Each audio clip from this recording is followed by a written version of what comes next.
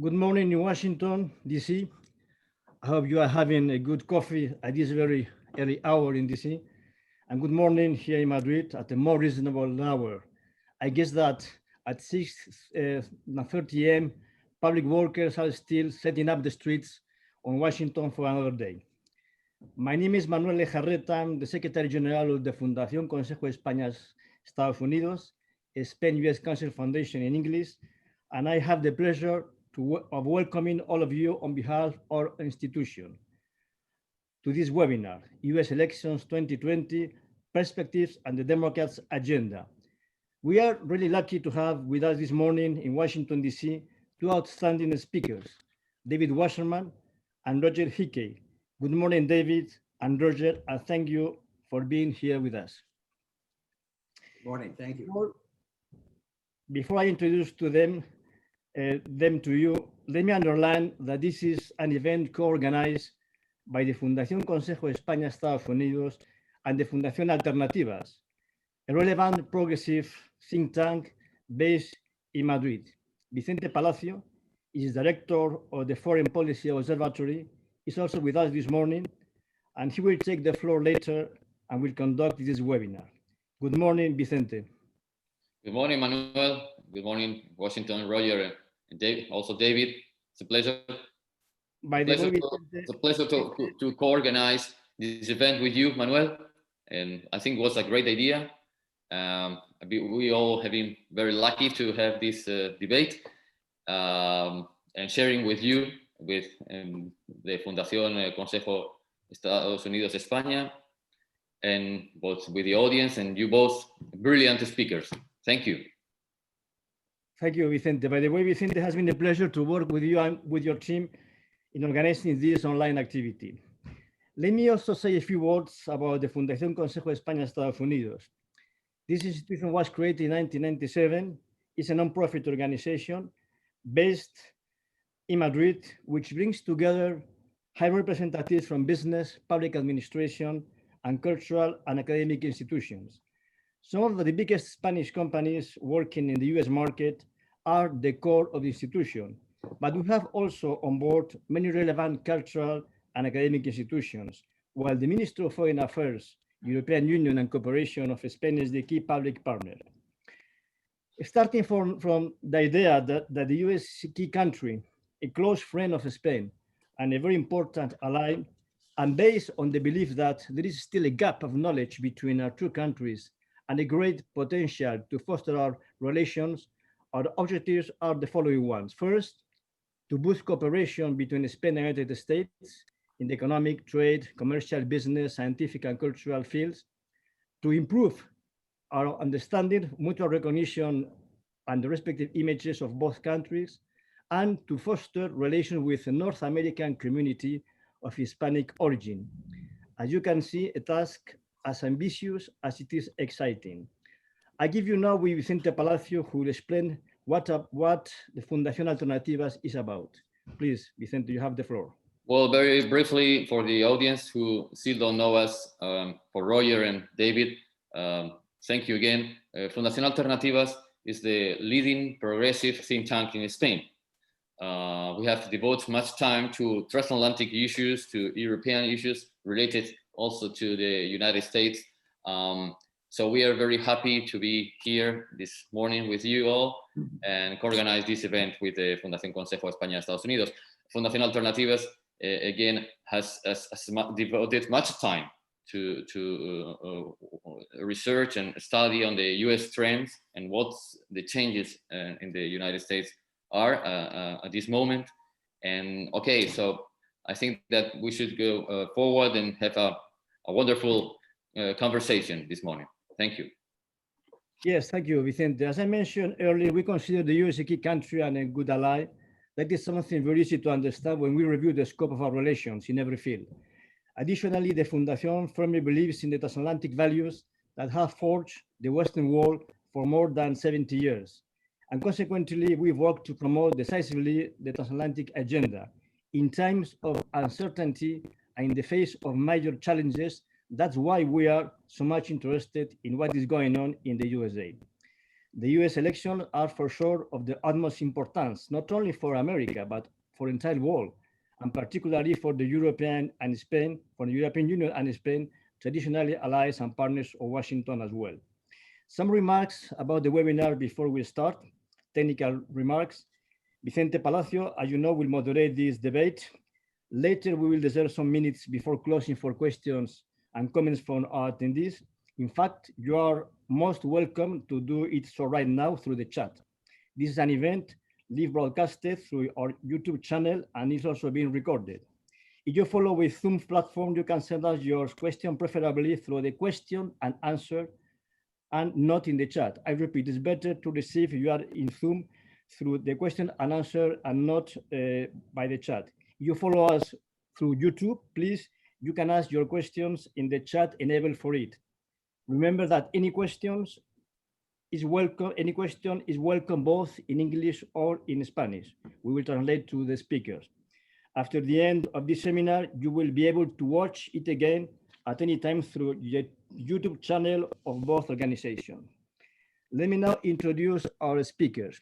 David Wasserman is the house editor of the Cook Political Report, the leading organization on analysis of US internal politics and elections since 1984, where he is responsible for analyzing US House election races. He is recognized as one of the nation's top election forecasters. In 2016, David drew praise for his accurate pre-election analysis, including the piece, How Trump Could Win the White House While Losing the Popular Vote, written just 2 months before the elections. David is also a contributor to NBC News, and his elections commentary has been and is extensively quoted as primary reference in numerous top publications, including Politico, The New York Times, The Washington Post, The Wall Street Journal, The Economist, and realclearpolitics.com. He has served as analyst for the NBC News election night decision desk in many years and has appeared on C-SPAN, CNN, Fox News, and NPR. By the way, this morning I could read a wonderful article by David in the New York Times. I strongly recommend about the elections. A native of New Jersey, David holds a BA in government with distinction from the University of Virginia and was awarded the 2006 Emerich Wright Outstanding Thesis Prize for his study on congressional distinctive standards. Roger Hickey is co-director of the Institute for America's Future, an organization launched by 100 prominent Americans to expand the national debate about America's economic future. The Institute is a center for ideas and action that works to build an enduring majority for progressive change in the United States. Most recently, in the wake of the election of President Trump in 2016, Hickey helped to write and build support for the Solidarity Agenda, pledged to fight for good jobs, sustainable prosperity, and economic justice. Hickey, as co-director of IAF, helped to organize and lead a national coalition of citizen leaders known as the American United to Protect Social Security. Hickey was also a founder of Healthcare for America Now, a coalition that tried to influence the design of President Obama's healthcare plan and then push for its passage. A graduate from the University of Virginia, Hickey began his career in the 1960s as an organizer for the Virginia Students Civil Rights Committee and the Southern Students Organizing Committee. Okay, now that you know a little bit more about our two outstanding speakers, we can start. Let us start. Vicente, you've got the floor. Thank you, Manuel. As you see, these are two speakers with outstanding long careers, and I think that they will be complementary for this conversation, which is a conversation, as a matter of fact, on the challenges the U.S. is facing in this presidential election, on the state of the presidential race.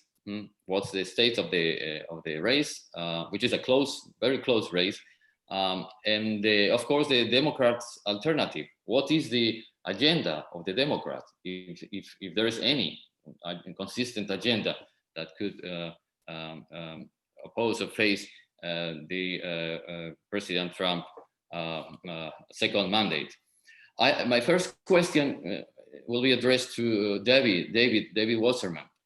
David, it's countdown to election day.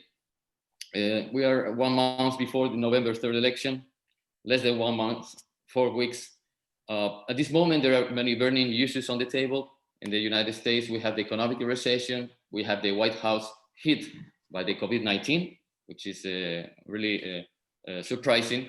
We have the division, we have the police violence, we have the climate change, we have the fires in California, we have the debates and the quarrels on the Supreme Court nominations. We have all these. So we are pretty much concerned as Spaniards and Europeans for the state of your country, not only on the state of our countries, which is a very bad condition as well. I will ask you, could you give us the whole picture of the U.S. right now, at the end of the first mandate of President Trump? What's the state of the U.S. democracy in general? Well, surely we have 3 hours to answer that question, right? Well, first of all, I want to say thank you for having us. I think the most important line in both my and Roger's biography is that we're both graduates of the University of Virginia. And I would like to point out that we won the National Basketball Championship in 2019. And we are still the champions because the 2020 tournament was canceled. And so we'd like to point that out.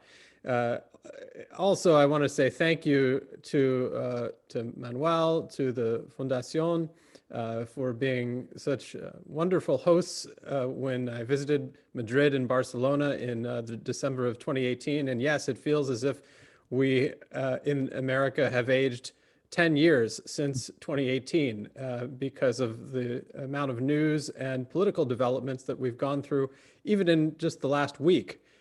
And we are in the final month, but at the same time, it feels like there could be an October surprise every day of October between now and the election. And we all remember where we were at this point in October of 2016, when there was a video that broke in the news of Trump boasting of his exploits with women.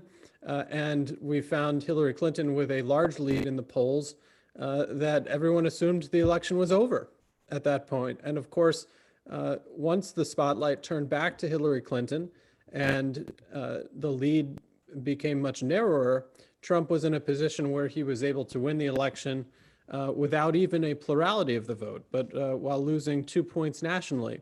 So all of us are still approaching this rather cautiously, even though all indicators point to a very large defeat for President Trump.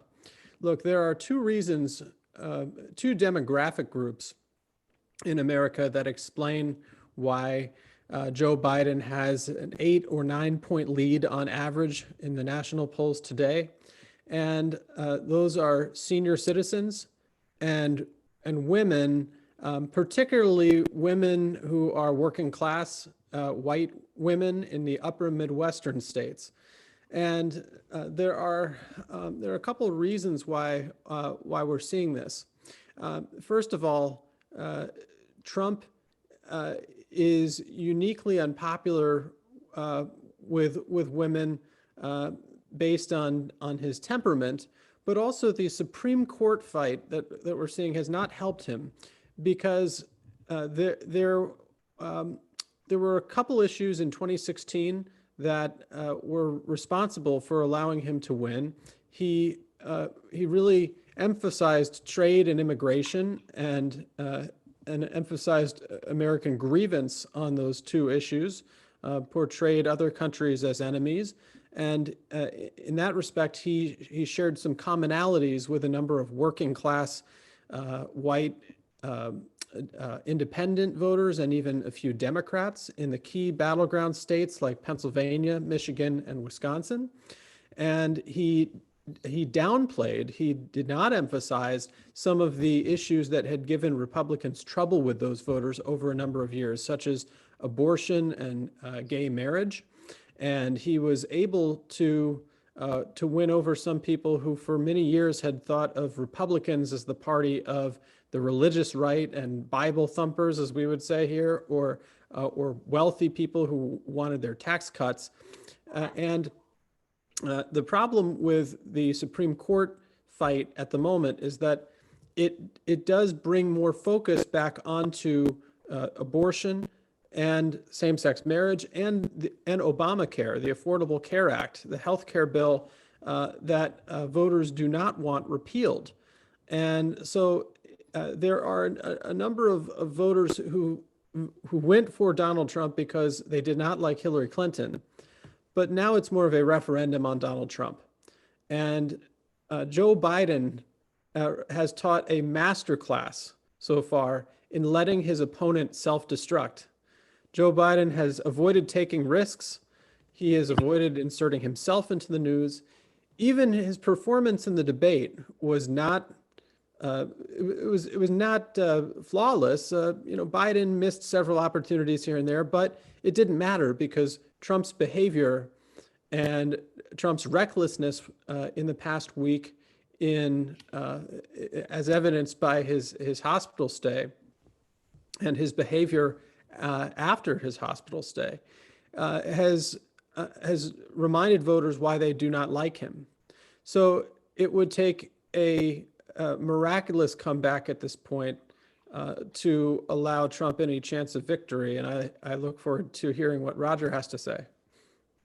Yeah, thank you, David. I guess, Roger, that one of the features of the American democracy right now is polarization, social polarization and political polarization.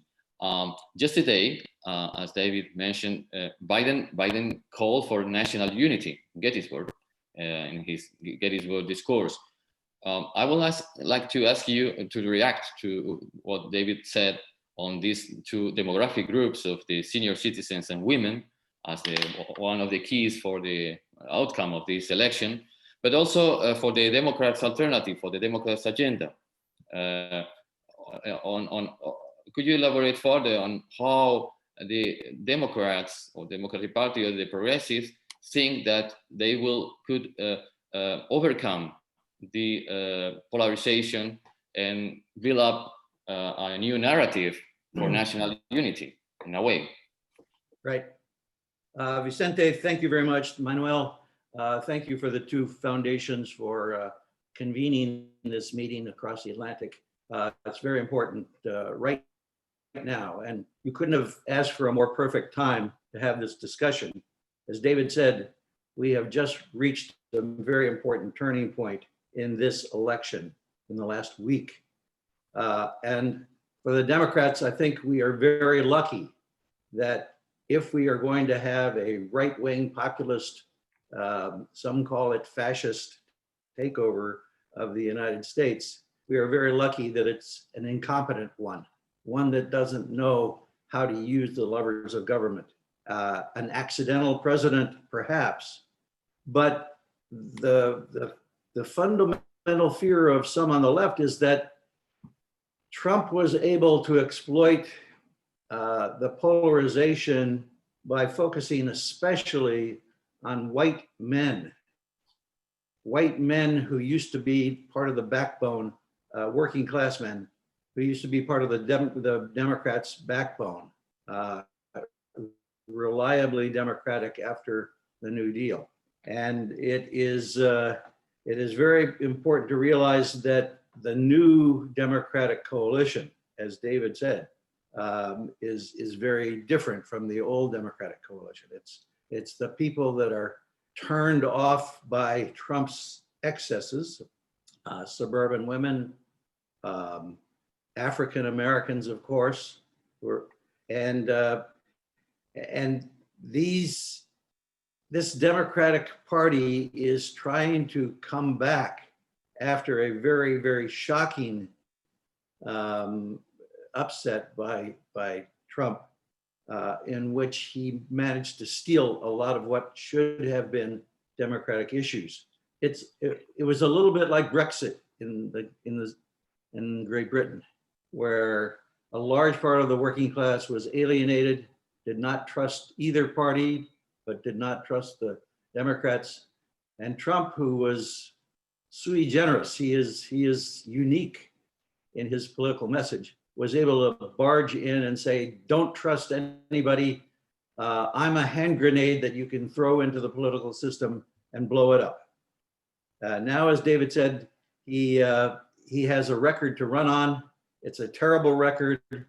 It's been complicated enormously by the COVID outbreak and the economic crisis that came after that. And so it is very, very likely that the Democrats will win. And given his erratic performance in the last week, that he will win, that the Democrats will win very large. The question is whether the Democrats can reconsolidate a majority, and that really depends on whether we can. Biden is ready-made to unite the country, at least temporarily. In fact, many Republicans are coming over to the side of Biden, mainly because they want to take back their party. They want to be able to have a Republican Party that really stands for something. So it's very likely that he will win. The question is, can he consolidate a majority? Can he make the economy work for average working people at a time when it looks like we're going to be facing yet another recession that could be very deep? And we think that as the result of the primary debate between Elizabeth Warren and Bernie Sanders and Biden, that the Democratic Party is very unified. It is very unified around an agenda for investing in economic growth, in dealing with the environmental crisis in a way that builds jobs and new industries. We believe that Biden has a good consensus within the Democratic Party to build on, and he will have expectations for action. He will have a mandate to take over and, first of all, bring stability, normalcy, and secondly, address the very big problems of COVID and the economy that face America right now. Okay, thank you both. I will ask you to give us more briefly responses so that we have more time for more questions and all. Thank you, Roger. David, coming back to the campaign, this seems to be a chaotic campaign, chaotic, very unique, unpredictable compared to previous elections. You have a long career as a researcher and analyst on many races, presidential and House and Senate races. But Joe Biden is campaigning, is focusing on national COVID-19 response, basically, and the failures of this administration to deal with it. What issue do you think that will determine the final results, the final outcome? Is this about this time about the jobs? Is it about the pandemic? Is it about the race justice? How is the pandemic hitting the so-called Trump economics, the economic miracle created by this administration? Is it this time, is the economy stupid or is the pandemic stupid? What do you think? Well, the good news for Trump in early September was that, believe it or not, the Americans had begun to treat the pandemic with more normalcy. They ranked it lower as their top issue. In fact, when voters were asked their top issue in early or mid-September, the coronavirus ranked third or so behind the economy and law and order in multiple polls of key states. But Trump's diagnosis and, more importantly, the rise in cases that we've seen in the past several weeks has thrust coronavirus back into the spotlight. When you isolate each issue and ask voters how they think President Trump is handling them, 42% of Americans on average approve of his handling of COVID, 56% disapprove. On race relations, 38% approve of his handling of race relations, 56% disapprove. The only issue on which he is still positively rated is on the economy. 51% approve of the job he's doing on the economy, 47% disapprove, in large part because voters see him as obsessed with the economy and the stock market to the exclusion of other issues that they believe he's mismanaged. And yet, President Trump missed a very important opportunity yesterday to maintain a positive rating on the economy and to shift the focus back to the economy. He announced that he would not be negotiating with Congress anymore to pass a large stimulus package. That's something that would have allowed him to say that he is able to work with Congress on a bipartisan basis to pump more money into the economy and save jobs and small businesses. And he appears to have taken responsibility for throwing that away. I can't recall a more harmful act by a presidential candidate to their own chances of winning re-election than what I've seen over the course of the past week. And the challenge for Trump is that he has a very hard time making the election entirely about the economy. This isn't happening in a vacuum. Voters are concerned about a variety of issues, including COVID and race relations. And Biden is doing a good job to come across as a moderate. I do think that Biden could be a bit more aggressive, perhaps, in attacking Russia and Putin as a means of deflecting Trump's attacks on him as a Trojan horse for the radical left and someone who would lead to socialism. Biden could also perhaps feature more support from sheriffs and police chiefs to try to blunt the attack from Trump that Democrats are the party of chaos and violence and don't have any support from law enforcement. But as long as Trump has been in the spotlight, this is an election that looks very good for the Democrats in both the presidential and the Senate. Do you agree with this, Roger? Well, yes, I do. And I especially think that what David said about Trump's pronouncement right after he came back from the hospital, that he is going to blow up the discussions about stimulating the economy and helping massive numbers of people who need help with COVID. That is an act of self-destruction. And it reinforces the point that I made earlier, which is we are very lucky that this guy who has some obvious political talents, Trump, is also incompetent at actually running a government that would consolidate that support and get himself reelected. We could imagine a scenario very different if COVID had not hit the world and Trump continued to take credit for the Obama economic growth, and Trump simply played on social resentments that he's so good at playing. This would be a very, very different election right now, and he would stand a much better chance of winning. I know that David has been looking at some of the crucial swing states, the working class, middle America states of Michigan and Pennsylvania and Wisconsin. Trump is losing because of his obvious incompetence, his actual threat to the health and safety of families in those states.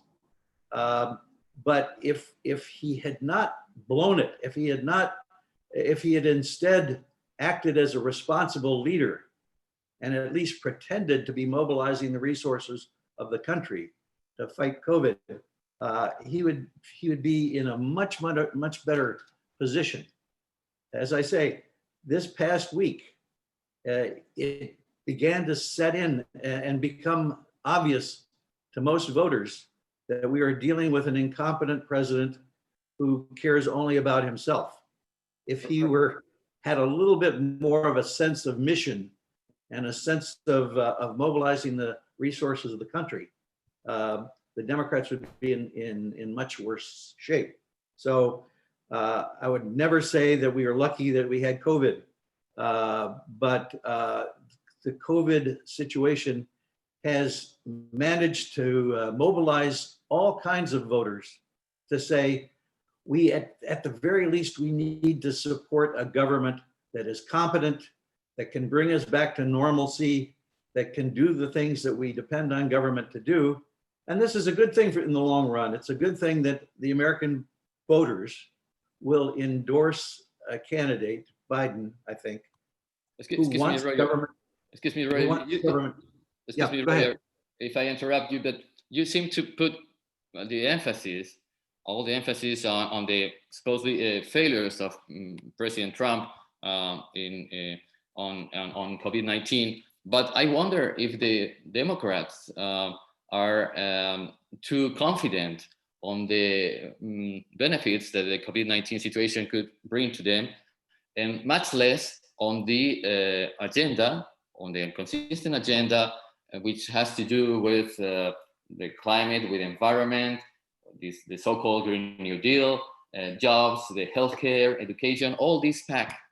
I don't know if this is able to unite, to bring together a majority of Americans, or if, on the contrary, these issues are separated by constituencies and by voters, whether Republicans and Democrats.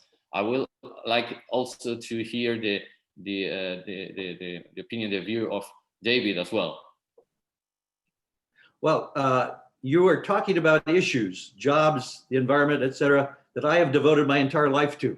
And I believe that the Democrats ought to be talking about in this election. And I think that, first of all, you should know that there is a massive mobilization of people on the Democratic left who are working very hard in a very pragmatic way to talk to voters about these things. And I think it's one of the great benefits of the craziness of the Trump administration, that people are starting to value the role of government in creating jobs, in standing up to corporations who are exporting jobs out of the country.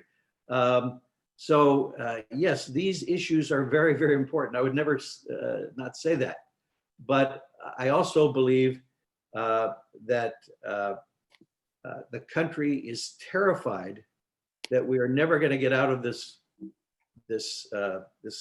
health and economic crisis. They are linked, and they are first and foremost looking for someone who is competent, who can build a majority, who can stop all of the fighting that has dominated the Trump years. So I would say both the bread and butter economic issues and the return to normalcy are both important in this election. Yeah, David? Let's be honest. Even though Joe Biden is basically touting unity and bipartisanship, if he is elected president, he's going to have an extremely difficult time uniting the country for several reasons.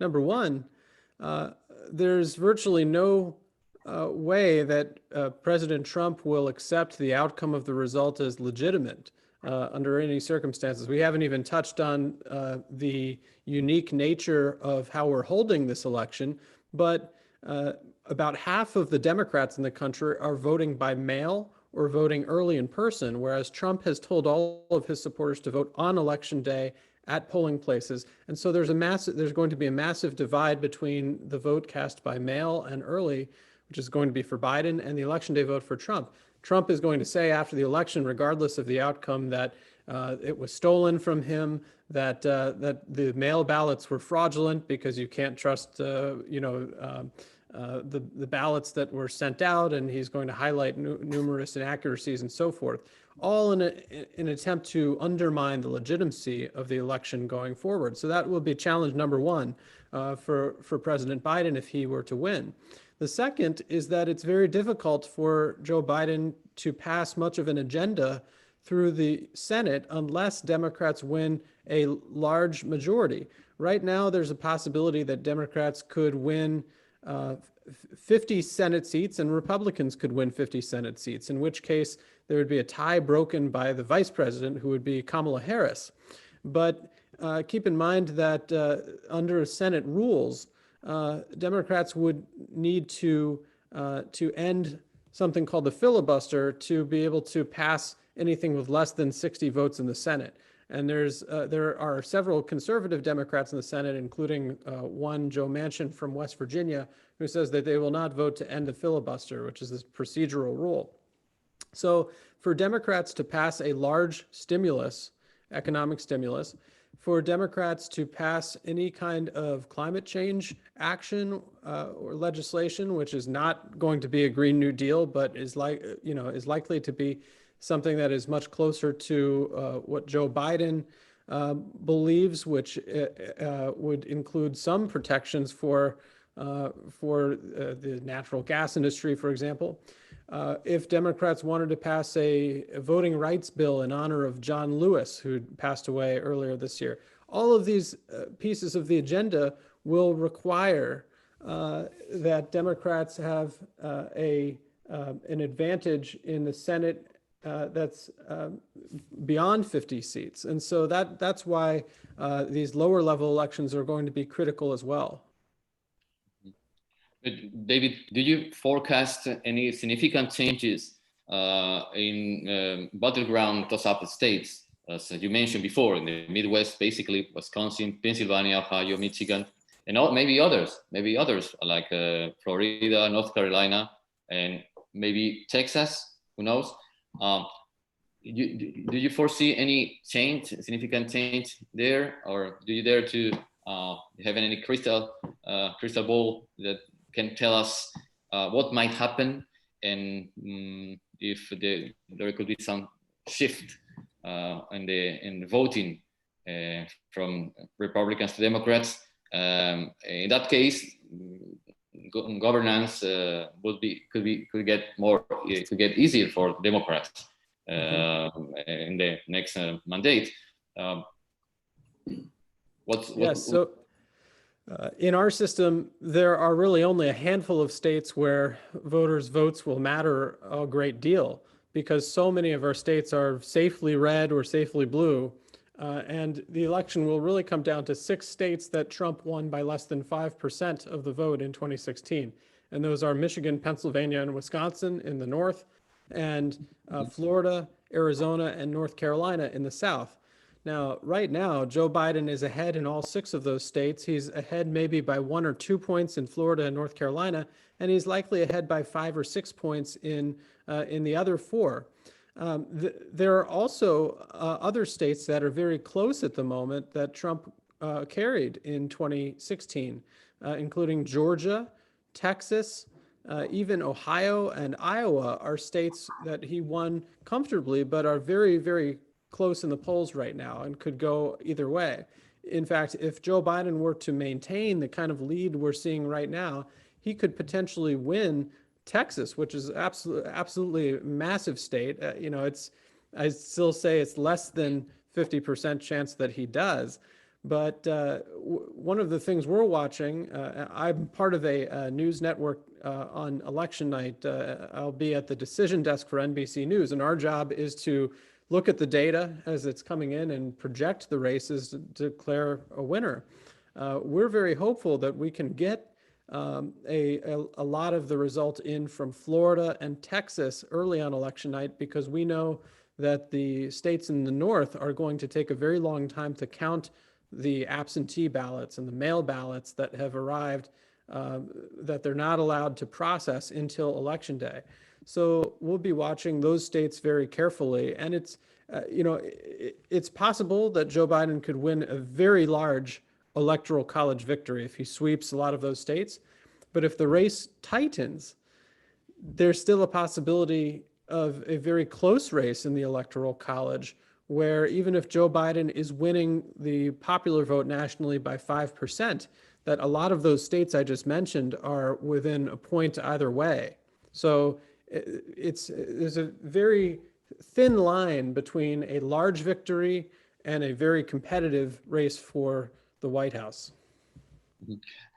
Okay, Roger, for winning the elections, mobilization, street mobilization, mass protest, mass mobilization is a key in this kind of races. Now, this time, what is the current state of mobilization? How has the pandemic affected or changed the dynamics of street mobilization, and how this could this affect or the Democrats' expectations for vote? Yes. Namely, that I'm thinking of Latinos, women, students, workers.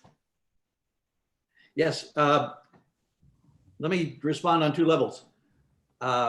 Trump and the horrible policies of Trump have motivated the grassroots of the Democratic Party in a very, very energetic way.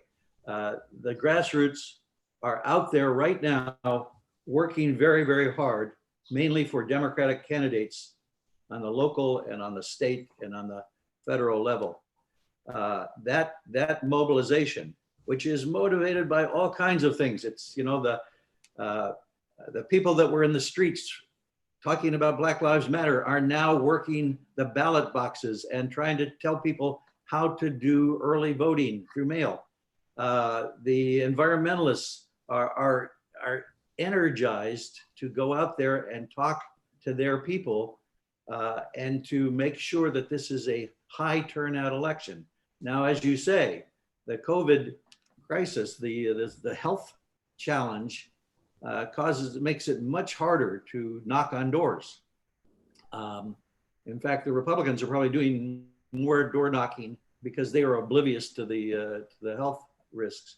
But the Democratic Party and the progressive groups have become very, very innovative in A, raising money, B, finding ways to communicate to voters electronically, as we are today, through apps and through phone calling. So it's a new kind of turnout mechanism, but in many, many states, including some of these crucial battleground states, there is a huge, huge effort to get people to vote early, and to turn out in larger numbers than they've turned out in any previous election. And there's a very, very good connection between the Democratic Party and the grassroots organizations, which has not always been true in the past. Having an enemy like Trump is a great motivator, and therefore I think that accounts for some of the improvement in Biden's position in many of these states right now, and the possibility of doing a much larger sweep in Senate races, for example. So I'm encouraged. I think it's a very, very energetic effort by Democrats of all kinds. David, what's your prediction or your forecast on turnout? On the turnout, will people vote massively? Because we know that there is a lot of mail-in and drop box voting this time. How will this affect the real vote? Because one thing is the polls, a very different thing. Another thing is what the people and how much people vote finally. So what do you think is going to happen? Yes, it's an excellent question. And we are headed for massive turnout in this election, in my opinion. We are headed for likely between 150 million and 160 million votes cast. Keep in mind, there were 137 million votes cast in 2016. So that would be a big increase. And we are already seeing record turnout in the mail. There are two aspects of this election that are silver linings for Trump. It's hard to find good news for Trump right now because Biden appears to be headed for victory. But there are two factors that are good for Trump. The first is in terms of new voter registration, because the Biden campaign has gone to all virtual outreach for the most part, and the Trump campaign is pretending like the pandemic doesn't exist and is still knocking on doors. They have succeeded in registering about twice as many new voters as the Democrats. It's not enough to offset the kind of lead we're seeing for Biden in the polls, but in just 4 states alone that track party voter registration, Arizona, Florida, North Carolina, and Pennsylvania, Trump has registered about 500,000 new Republicans in the last 6 months compared to only 200,000 net new Democratic registrations. So it's just something small to keep in mind. The other thing that's going well for Trump is he's actually doing slightly better with Hispanic voters than he was doing in 2016, especially in Florida, in South Florida, with the Cuban and Venezuelan vote. And the reason is really twofold. First of all, in 2016, Trump didn't really have a Spanish language outreach campaign. His outreach campaign to Hispanics was to tweet out a picture of a taco bowl and say, "I love Hispanics." This time around, he's actually running a Spanish language ad campaign in South Florida and in Arizona. And then the second reason is that he's trying to portray Democrats and Alexandria Ocasio-Cortez and others as communists and socialists, and try to appeal to Cuban and Venezuelan voters on that issue. And so right now, Biden is leading Hispanic voters nationally by 28 points on average. Hillary Clinton was leading Hispanics by 38 points. So there is some loss of ground for Democrats there, but Biden has made up for that with gains among white voters.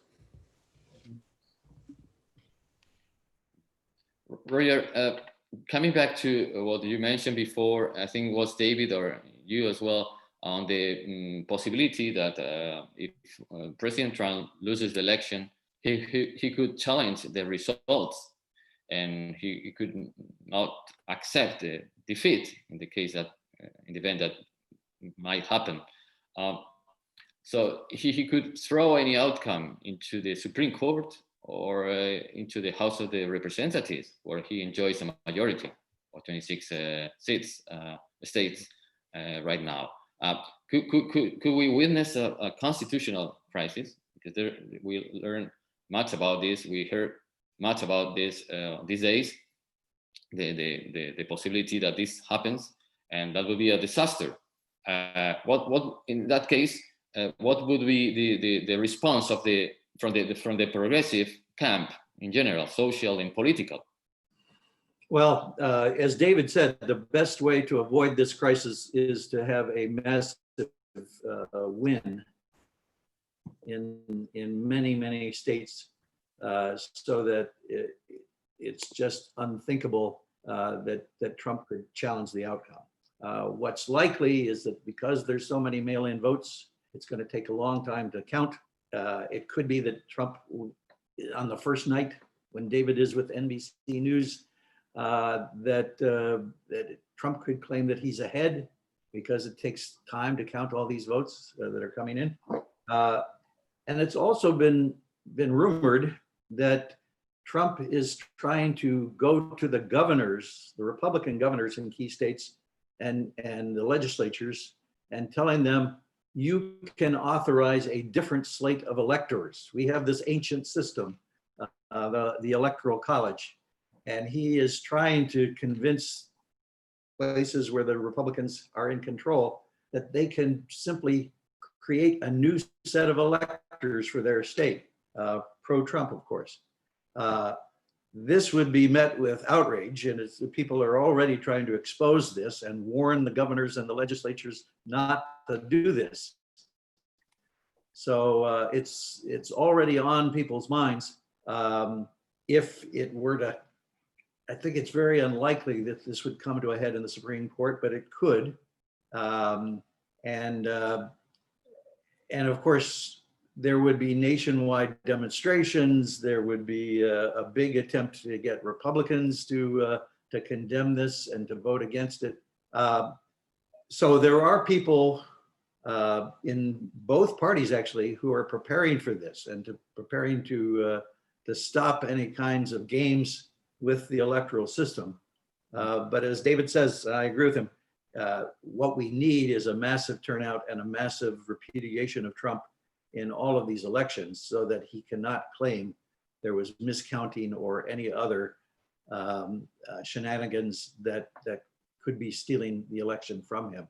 It needs to be very, very clear that this election is an election that says, goodbye, Trump, we want you out of here. And I think that is likely to happen. Okay, Roger, thank you. I think that we have many questions from the chat, in the chat, from the audience that will be interested to address to you. So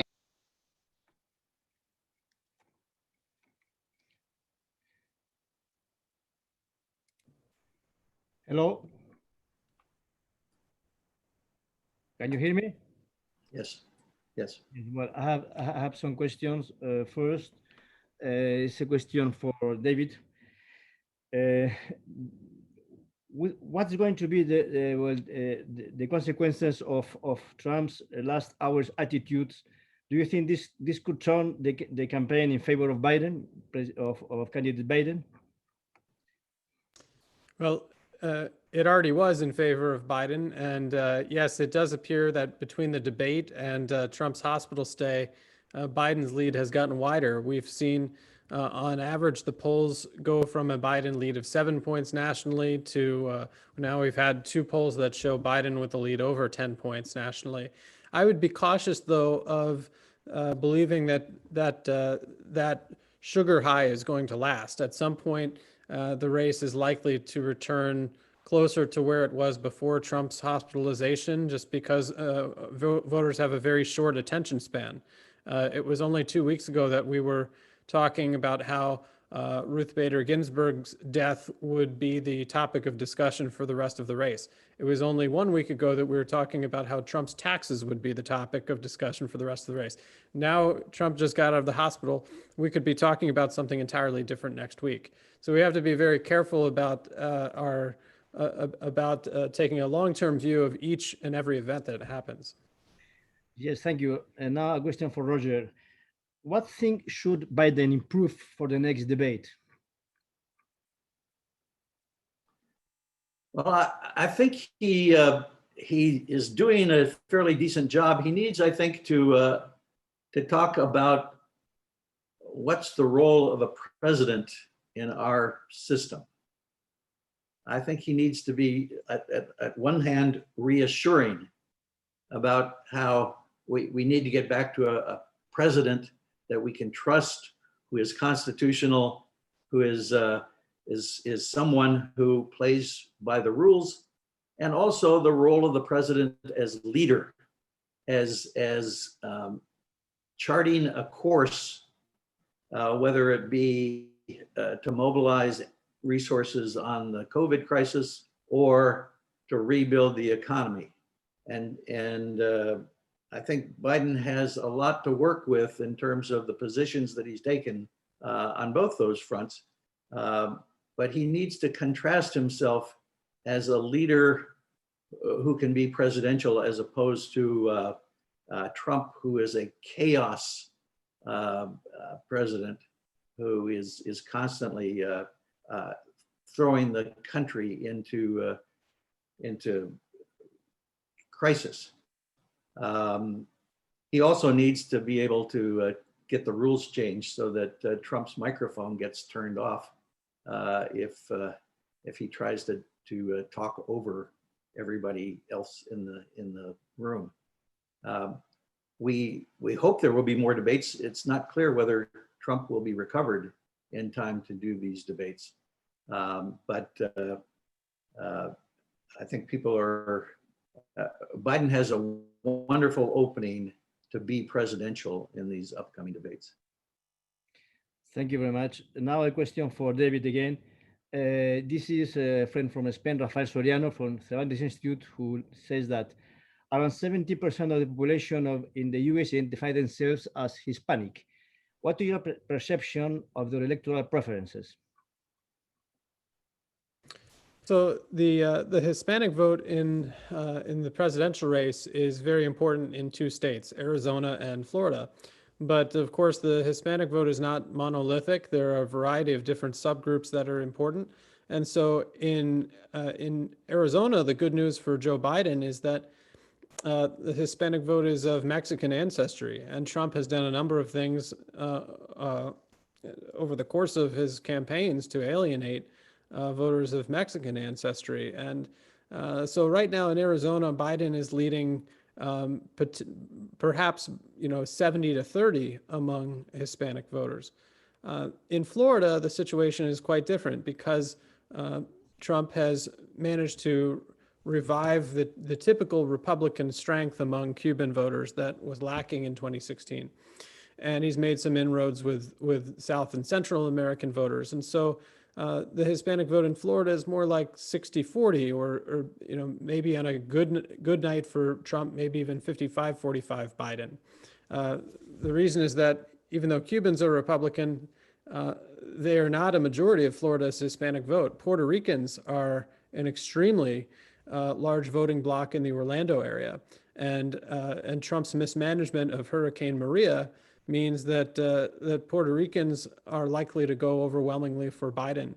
And so it's going to be a big struggle for Trump in both of those states, but of the two, I do think Trump has the better chance in Florida. Thank you. Roger, another participant asked the following question. What is, in your opinion, what's in your opinion about the role of and relevance of vice president's candidates? Well, I think it will be of lesser importance. They're debating tomorrow in Salt Lake City. I think Kamala Harris is a young, exciting candidate that many younger voters identify with. She is a good contrast to Pence, the current vice president, who is a fundamentalist Christian and a very loyal Trump supporter. So I think the fact that Harris is breaking a glass ceiling for women and for African Americans, that's a reason for many people to come out and vote for her. Possibly she will have a career beyond this as a presidential candidate. So I think it's working very well for the Democrats. Pence has a difficult task of trying to appear calm and reasonable while his president is appearing erratic and crazy. So he has the more difficult job in the debates. Thank you. David, another question. That's a very good question. What is the contingency for Trump declaring victory before all the absentee and postal ballots have been counted? Well, it's pretty clear that Trump would like to freeze the election night results at around 9 or 10 p.m. because the very first votes that are going to be reported from these states like Pennsylvania are going to be the election day ballots, which are going to be very heavily for Trump. And he's going to portray anything that comes in or is counted after election day as fraudulent. Unfortunately, I think most Republican election officials at the state level understand that all votes need to be counted, and there are enough Republican congressional leaders who would repudiate Trump. Now, that's not to say that all of them will. I think there are a number of very loyal Trump allies that will continue to try to contest the election all the way to the Supreme Court. But if the Supreme Court were to validate states, for example, appointing their own electors instead of appointing electors to whichever candidate won the state, then there would be open revolt and chaos in the country. And I don't believe that that position would be tenable. Thank you. Another question for Roger, although I think we have already discussed about that. What about the difference between the popular and electoral vote? Could it happen the same that happened last election, 2016? It could happen. It could be that Trump wins the electoral college and the Democrats win the popular vote. I think all that we have been talking about today is that it's a very different situation from the Clinton race against Trump, and I hope and pray that both will be the same. That the Democrats will win both the popular vote and the electoral college vote, and of course it's the electoral college in our system that carries the day. So that's what we've been discussing. It's looking much better for the Democrats in many of the states that were crucial to Trump in the last election. Okay, if I may, I would like to ask a question to both of you, since Spain is Europe and Spain. We are the allies of the United States. What could we expect if Trump wins the election again in terms of relation with Europe, and what could we expect if Biden wins the election? David.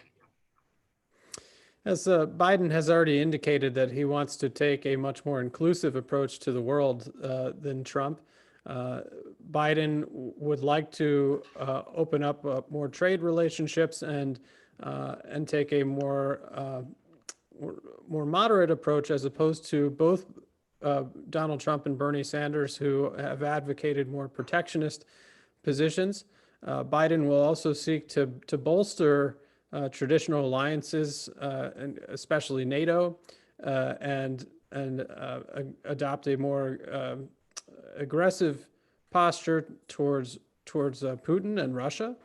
And if Trump is reelected, we can expect more of the same. Okay, Roger, what do you think about? Well, I think there will be celebration in Europe if Biden wins. I can remember I was lucky enough to be invited by the PSOE to Spain in the days right after the Obama election, because people in Europe and people in Spain just simply wanted to hear about the Obama victory and what it meant for Spain and for Europe. Clearly, Biden is an Atlanticist. He is someone who believes in those treaties, both military and economic. I think you will see a revival of the commission and the treaty on global warming, and a very serious attempt to get all of the countries working both on environmental issues, but also on the economic recovery. If Biden is smart, he will try to do a coordinated effort to recover the global economy, and especially driven by the United States and Europe together. So I think it's a very stark contrast. If Trump were to be elected, you would see more attacks on NATO, more attacks on democratic allies, and unfortunately a lot more alliances with authoritarian leaders around the world. So thank you very much. I would like to stress something, that the Fundación Consejo España de Estados Unidos is politically neutral. We choose the title of the content of this webinar because we think that Democrats are the alternative, but that doesn't mean that we are in favor neither of Mr. Trump or Mr. Biden. So we're politically neutral, but we thought that we know more Trump than Biden. That's why we wanted to focus on that line. So before I close, would you like to say something, Vicente? No, just that from Fundación Alternativas, we are not neutral, we're progressive, but we try to be neutral this time. And of course, what we wish is that there is the game is open, and well, good luck for everyone, and good luck for the United States and for Spain and for Europe. I have a proposal also for David and Roger, which is that after this conversation, we could open up after the election the conversation to foreign policy and global issues, which could be interesting as well from your viewpoint. Thank you very much, Manuel. Thank you very much, Vicente. Our sincere gratitude goes also to David and Roger. We really appreciate your readiness and kindness to collaborate with us, with Fundación Alternativas and Fundación Consejo in this webinar in those hectic weeks and days before the elections, in which both of you, we know very well, are fully booked. It has been a very interesting exchange of views, and I feel that during this hour, attendees, we have enjoyed a lot and learned a lot about the upcoming elections and the democratic agenda. That's all. The Fundación Consejo España, Estados Unidos, and the Fundación Alternativas will continue offering more activities linked to the United States, a friend country that we really admire. Thank you very much, David, Roger, and Vicente, and all of you, all our attendees, for being here with us this morning in Spain and also across the ocean in Washington. Have a good day. And bye-bye. Muchas gracias. Thank you for your friendship. Yes. Bye.